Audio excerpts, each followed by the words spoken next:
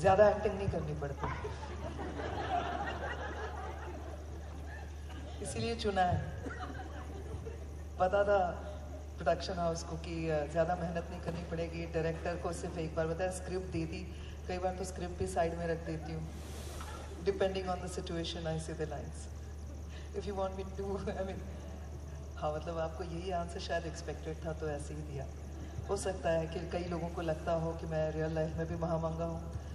I'm sure I don't want to. Nobody wants to be Mahamanga in anybody's life. And Mahamanga as a character, जो show में भी दिखाया गया है, like I always say कि कोई भी negative character ये because एक story एक particular point of view से बताई जाती है, इसके लिए है। अगर आप महामंगा के views देखेंगे तो उसमें कोई वो गलत नहीं सोच रही। उसका अपना एक बेटा है, उसने अपने बेटे को शायद उतना तवज्जो नहीं दिया जितना उसने जलाल को तवज्जो दिया।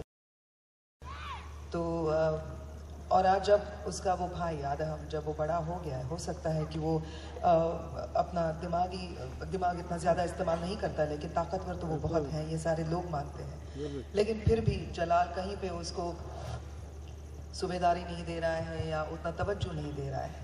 अगर उसमें वो ताब नहीं है तो जैसे जलाल के साथ महामंगा है, वैसे आदम के साथ भी महामंगा हो सकती थी।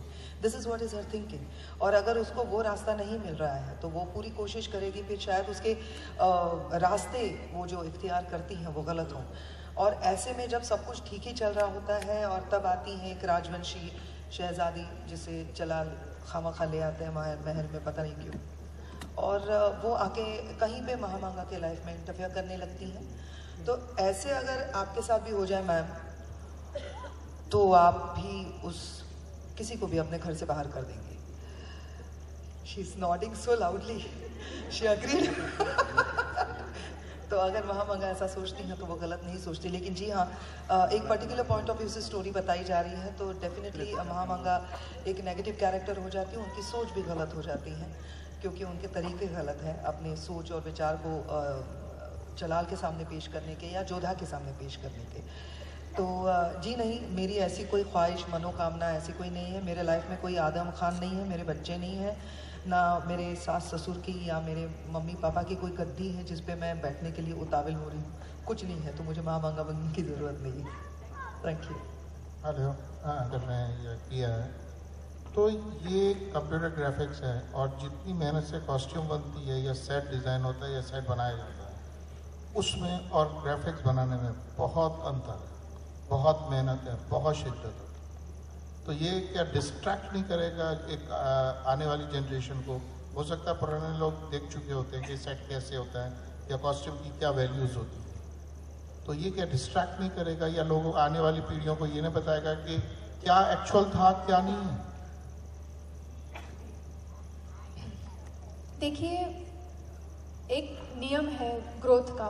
जब सोसाइटी ग्रोथ करती है, आज की तारीख में कई सारे सोशल मीडियम आ चुके हैं, तो इसे रोका नहीं जा सकता है। ये एक तरह का आज एक हिस्सा बन चुका है हमारी सोसाइटी का, सोशल मीडिया। और ऐसा कुछ नहीं कि डिस्ट्रैक्शन है, ये एक अलग मीडियम है। हम यहाँ पे रियल तरीके से सब चीज़ें दिखा रहे हैं, लोगों के दिल को ज़्यादा छूती हैं।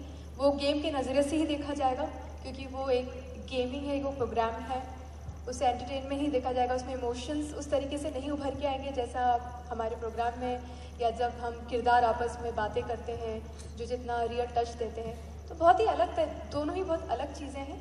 वो गेम है, ये कला है जो हम दिखा रहे हैं, दर्शा रहे हैं, जो लोगों के दिलों को छूती है। On behalf of Zee TV, since there's nobody from the channel side, मैं एक बात सिर्फ ऐड करना चाहूँगा यहाँ पे। I think rather than looking at it as a distraction, ये एक history into the lives of today's youth, and it's not just for today's youth, it's for everybody. All of us, हम शायद एक level पे जाके history के कई ऐसे पन्ने हैं जो भूल गए हैं। There are a lot of things about history that we have probably studied in school जो हमें आज याद नहीं होंगे, या तो फिर बच्चे भी काफ़ी, जैसे नुपुर कह रही थी, काफ़ी बच्चे हैं जो अभी इतने गौर से हिस्ट्री पढ़ना नहीं चाहते। काफ़ी बार they shy away from your history text books. Soft spoken है और कैरेक्टर में भी वैसे ही नजर आते हैं। तो अकबर रियल लाइफ में ऐसे थे क्या? मेरे पास टाइम मशीन नहीं है मैम। सच्ची में मेरे पास टाइम मशीन नहीं है जो मैं आपको क्वेश्चन का आंसर दे पाऊँ।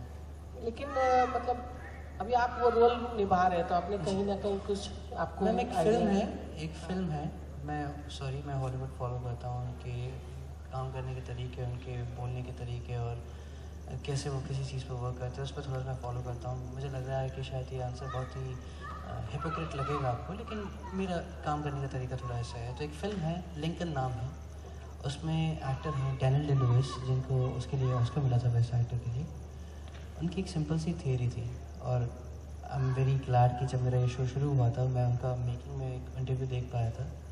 उन्होंने बहुत सिंपल सी बात कही थी कि जब मेरे को लिंकन का ऑफ़र आया था, सिंपल सी बात थी मेरे लिए कि एक सवाल मेरे जहन में था कि लिंकन बोलता कैसे होगा, है ना। आपने लिंकन की कहानी पढ़ ली कि लिंकन ने ये किया, लेकिन लिंकन बोलता कैसे होगा, लिंकन देखता कैसे होगा, लिंकन सोता कैसे होगा, लिंकन जागता कैसे होगा।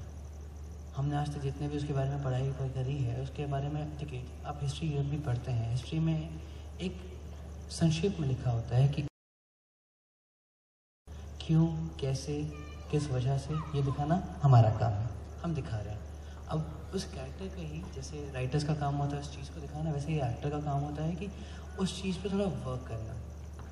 जाहिर सी बात है इनिशियल लेवल पे हमने किसी और तरह से अकबर को पोर्ट्रे करने की कोशिश की, ओवर द टाइम भी हमने उसमें मैच्योरिटी लाने की कोशिश की, उसके साथ जो चीज़ें रहीं उस चीज़ को दिमाग में कंसिडर करते हुए हमने अपने आप को ग्रो करने की कोशिश की। तो जो आप सॉफ्ट स्किल बोल रहे हैं, मैं ऐसे बात करता हूँ, अकबर ऐसे बात नहीं करता है। अकबर एक अलग एंगल पे बात करता है। जैसे मैं आपसे बात भी कर रहा हूँ, क्या पता अकबर बात नहीं करता, क्या पता अकबर के जो मिनिस्टर्स होते हैं वो बगल में खड़े होते हैं, बोलते हैं 1 सेकेंड हम बात करते हैं, या पता चले 1 सेकेंड कोने में लेके चले गए, आप दिखे ही नहीं बाद में। तो it's Akbar, it's not magic Tokas. नहीं, वो मुगले आजम में जो अकबर थे वो तो एकदम चिल्ला के बोलते थे ना, तो मुझे लगा कि वो स्टाइल आपका एकदम नहीं, देखिए चिल्ला के बोलना ठीक है, चिल्लाने से कभी आपको ताकत नहीं मिलती है। एक इंसान जिसके पास बहुत ताकत है ना, उसे चिल्लाने की ज़रूरत नहीं पड़ेगी। जिसके पास ताकत नहीं होती है वो खामखा के अटेम्प्ट करता है अटेंशन सीख करने के, चिल्लाने के, कि देखो मेरे को गुस्सा आ रहा है। जो ताकतवर होता है ना, आप नहीं चाहोगे उसे गुस्सा है, आप बिल्कुल नहीं चाहोगे उसे गुस्सा है, क्योंकि आपको मालूम है कि इस इंसान को गुस्सा आ गया तो ये अपने गुस्से में बहुत कुछ बुरा कर सकता है। जिसकी वैल्यू नहीं होती वो चिल्लाता है खामखा, जिसकी होता नहीं है ना कि एक तिलमिलाहट होती है कि मैं कुछ नहीं कर पाऊंगा, तो वो इंसान चिल्लाता है, अटेंशन सीख करने की कोशिश करता है। It's a cry for help. Screaming and crying for help is a different thing. मैं जैसे कभी अगर चिल्लाऊंगा भी ना तो बस इसलिए चिल्लाऊंगा कि एड्रेस करने के लिए जो लास्ट में एक बंदा बैठा होगा, because we didn't have mic as an Akbar, if I am portraying as an Akbar, I didn't have a mic to address my last man who is in my army. तो उसको बात समझाने के लिए आई स्क्रीम कि देखो भाई मेरी बात ये है, समझो, नॉट लाइक कि अबे भाई क्या कर दिया। तो फिर लोग जो तनख्वाह दे रहा हूँ तो मतलब निकाल देता हूँ नौकरी से। और क्या। Thank you very much. Kapil, injury हो गई थी लास्ट मंथ, मेरा पैर नीचे से थोड़ा सा मतलब फट गया था एंड काफ़ी टाँके आए थे एंड उस वजह से मैं जो मोल्डी है, जो लेदर है, और मुझे बेसिकली फ्लैट होती है, अगर आप उसमें क्वेश्चन भी डालते तो फिर भी वो जब चलती है तो थोड़ा फ्लैट होता है। तो चूँकि वो बहुत डीप कट रहा है उस वजह से मैं काफ़ी दिनों तक पैर नीचे भी नहीं रख पाया था, क्योंकि ब्लड फ्लो होता था उसमें तो बहुत दर्द होता था। तो मैंने काफ़ी समय से पैर सीधा रखा, उसके बाद स्वेलिंग वेलिंग आ गई थी, पता चला खून भी अंदर से ख़राब हो गया है। दिल्ली गया था, वापस कटवाया, वापस सारा गंदा खून निकलवाया। तो उसके बाद से अभी मुझे इसमें थोड़ा चलने में थोड़ी आसानी होती है, खड़े होने में, बिकॉज इसमें क्वेश्चन मिल जाता है। That's why I am wearing them. About क्या कहते हैं ताज, आई थिंक जवाब मिल गया होगा आपको। एंड अबाउट तलवार ज़रूरत नहीं है, बातों से ही कह सकता हूँ। Thank you, friends. We would like to end the Q&A over here. I would request the media to proceed for the Shahi Dawat laid out. Please. Thank you.